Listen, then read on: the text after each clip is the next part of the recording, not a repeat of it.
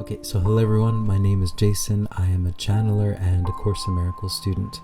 And today I just wanted to come on and talk about this slip that I had just recently. These past years of craziness have put us into situations that have been very, very polarized. And the Course in Miracles has, I think, really helped me to not get too much into those polarized conversations. Of course, no one is perfect, and I'm definitely not perfect. And I jumped in and was in those polarized conversations, but for the most part, I was able to kind of take a step back and realize, what am I doing? This is not right. This is just, this energy is not my energy. But you can sense the charged energy at that time, that these topics, talking about these topics, were very charged, and there was a bit of magic in them, and that once you kind of touch them, this emotion would overcome you, and you'd be possessed by it in a sense. Not necessarily possession, but it's just so strong that you go into it.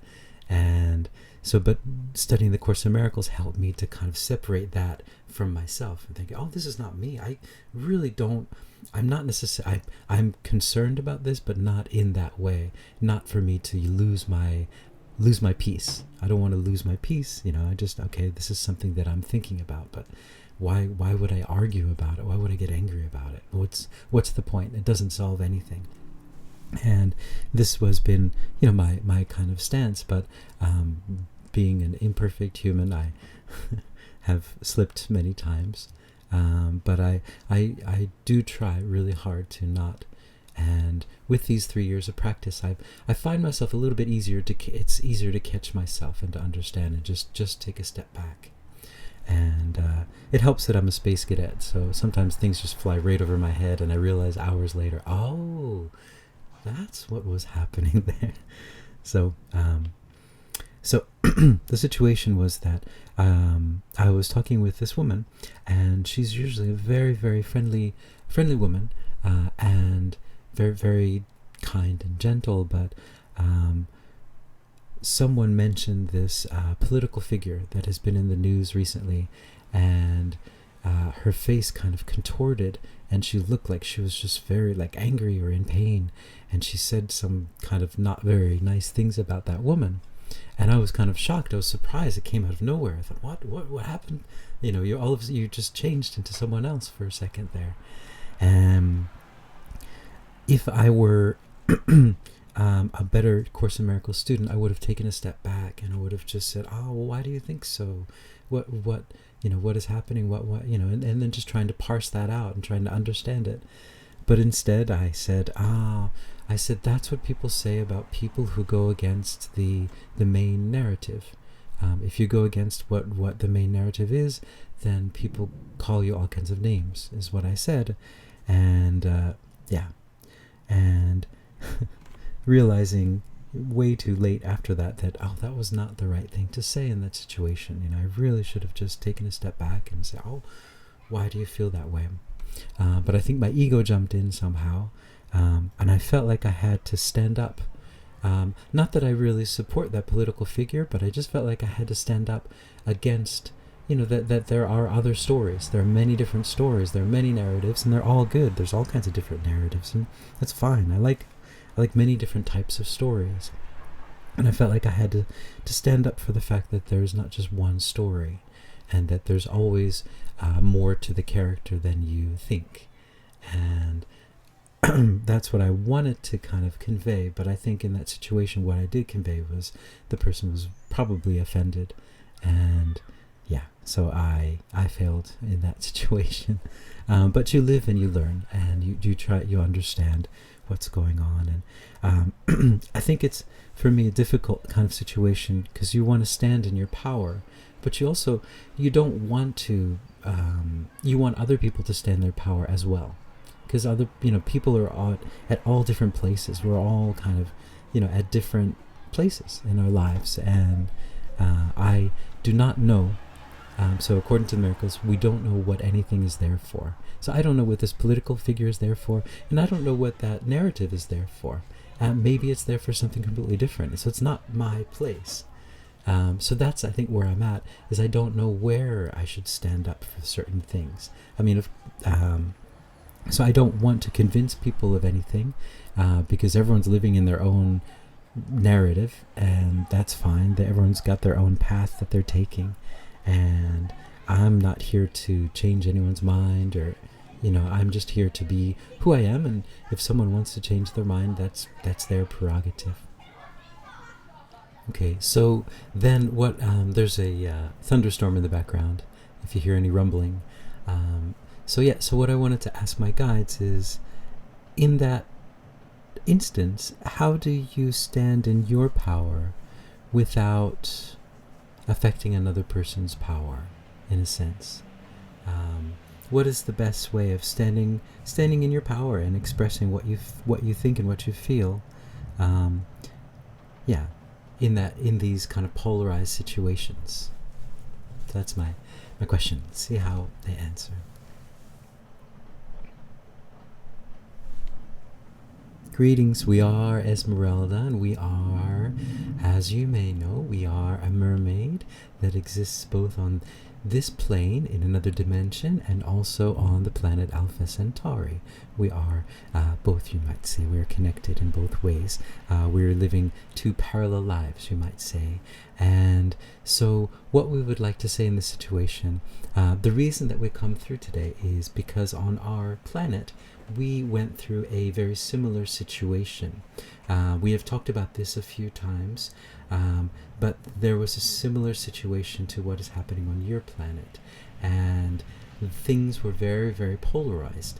And on our planet, things were polarized for we would say, a little bit of a shorter period of time. It was almost an instantaneous. Well, we wouldn't say instantaneous, but it didn't last as long as yours did on your planet. Ours was a bit shorter, and but in those periods of time, families were torn apart, friendships, relationships, everything was torn asunder, you might say, and things were not going very well with different relationships. And that is what you would see on the surface, but what is going on underneath is that people were finding out who was with them and who was not with them. In that sense, people were beginning to find their team, you might say.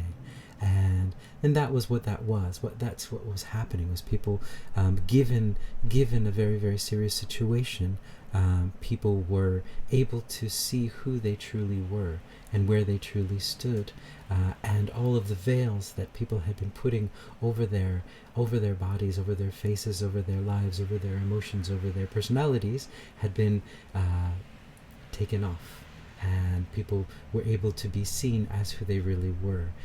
And this is a very wonderful experience on your planet. Many people have gone through this and have found that they have created even better relationships. They have found their team. And this is something that this being is also going through. He is slowly finding his team by standing in his truth. And yes, everyone has a different, you might say, a different way of standing in their truth. And everyone has a different path. Some of you are the warriors. Some of you are the ones that go out on the front lines and fight with your words and with your powers, with your emotions. Some of you are like that. And some of you are more like this being, who works more in the background and trying to create more peace in the background, and to lead by example in these situations, to try to find a way towards peace. And all of you have your own roles. All of you have your own very, very special and very, very specific roles. And there is no role that is better than any other role. And so this is something that is very important for all of you to understand, because even in these situations, everyone has a very, very specific role that they are going in. And for some people, their role is to jump into these. Yes, as this being said, there are some things that are charged. They're, yes, magically charged. There's a lot of energy that is charged there. And this is a type of magic that has been used for a very, very long time on your planet to keep you in a certain frequency, a certain wavelength. And by charging a an instant or by charging some sort of experience, they can create a very, very strong energy that people will be afraid of getting into because it is very, very charged. And some of you, the warriors among you will jump into that energy and just grapple with it. And that is your superpower. Others of you will see the energy there and decide that you don't want to go directly into it, but you want to influence the energy and try to dissipate and transmute the energy. And that is just a different way. And both things are accomplishing a similar thing. But one thing we would like to say is that, for example, if someone who is not a warrior decides to jump in and fight, sometimes there can be disastrous things that might happen because that one is not geared towards the fight, and they are geared towards holding the light. And once they jump into the fight, their light might be extinguished, and all of the people that are searching for hope, they won't see that lighthouse there. So this is one of the things. So that's why all of your roles are very, very important. So we would say the best advice that we could say in all of these charged situations is to go with what makes you feel the most comfortable. However far into it you'd like to go, and however much you'd like to step back from it, that is where you're supposed to be. You know where you're supposed to be, and not all of you are supposed to be in one place or the other. And that is very, very important, especially in these polarized times where everything is being made to be seen as one or the other. And as you know, as Course in Miracles students, that there are only two choices, of course, and they are the choices of fear and love. Now, among that, though, there are many different choices. The choice of love, there are many choices that you can choose within the choice of love. And being within one side of, as we say, the yin and the yang, rather than being in the yin and yang, the choice of love is stepping above and seeing them both as beautiful. And they're both necessary, and they're both there for a reason, for your ascension. Stepping above the battleground is the path of love. And the warriors can still hold that light and go into that battleground. And the lighthouses are there. They're not meant to be. They are not boats in the water. They are lighthouses. They are there just projecting the light while the crazy and wondrous waves crash on the shore, and the lost sailors are out looking for the lighthouse. That's what the lighthouse is there for, to just shine the light, to be in that peace, to be connected to that peace and shine that peace out. So that is our message to you. There are many different roles for all of you.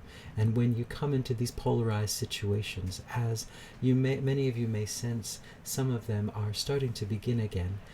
When you come to these polarized situations, understand and know your boundaries. Know who you are. Are you a lighthouse? Are you a warrior? Which do you feel comfortable being? Both of them are very, very, very necessary. Are you a healer? That is also very, very necessary. And understand your power, your superpower. So some of you may be working through art, or working through music, or working through words to shift the frequencies on your planet and to be the lighthouse. And that is also the same. And so understand that is your power, that is your true superpower, and be able to stand in that superpower and not to be polarized, but only to be polarized to you, polarized to the true you. And that true you is not polarized to any yin or yang, dark or light. It is polarized to love. And be that love that you are, and you know you are. So walk in your truth, walk in your love, and understand in every situation where you are and who you are, and do not let these polarized emotions take you over. Understand where they are and parse them. Let them dissipate, and understand how you can change the situation into one of peace and one of love with just a few words, and just holding your frequency higher and not for example, if you are the lighthouse, not falling not jumping into that energy, into that polarized energy, but just standing above the energy and understanding where it is, and just letting it flow out, and understanding what they're saying, understanding what the other party is saying, and let that go. Just let them speak. Understand also what is very, very important in these situations is when these polarized situations happen, the energy that is in that polarized situation, the energy that is stored there, that has been programmed there, so that when you jump into it, you'll feel it, it acts as a trigger. If you are not at peace, it will pick up on any kind of thing, any kind of unpeace that you feel, so if you're feeling angry about something or sad about something, it'll just climb into that emotion and expand it and blow it up. And this is why, for example, in this situation, this being saw the contortion, because what it was there was something in this being's heart, there was a bit of sadness there, and this polarized thing was able to pick up on that sadness and expand on it, and it just would contort her whole face. And if she had been allowed to keep continuing, she would have created a lot of negative energy and could have been affecting her health in a sense as well. And so it is, in a sense, a very, very wonderful thing if you can diffuse the situation and just let it go and understand that there's always something behind it, that they are triggered by something, and that you as a light worker, you can see that person as you, see that person as just as you are, and understand that they are going through a difficult situation, that they are going through something that is very hard for them. And then, so these polarized emotions, it's very easy for those polarized emotions to get into them, and understand that they are being manipulated by these emotions. So don't look on the surface, we would say. That would be our advice to you, if you're willing to take it, if you want to take it. Don't look directly on the surface. Try to see below the surface and understand what's happening, and see that. Only understand that this person is feeling a bit of sadness, a bit of anger, and try to approach that, and not the form that it takes. As you know, there are only two choices, fear and love. And you can always look beyond the form and understand. So in this sense, the form was the form of fear, and that these polarized emotions, they take on the fear and they expand on it. And we are, as a whole civilization, rising above the fear and rising into the light and rising into the love. And you are such beautiful and amazing beings, and we see you rising into this love, and we love that you are feeling that love, and that love is being felt. And so with love, we give you love, and we offer you love, and we are here whenever you need us. We are Esmerelda. Okay. So there you go. Ciao. By the way, if you're interested, I have a book where I talk with dragons. I talk with Tiamat, and she talks a lot about the dragons. And then I have another book. It's called it's the Hathor Singing book, and it's a book of meditations and singing. And so those are below if you're interested. And anyway,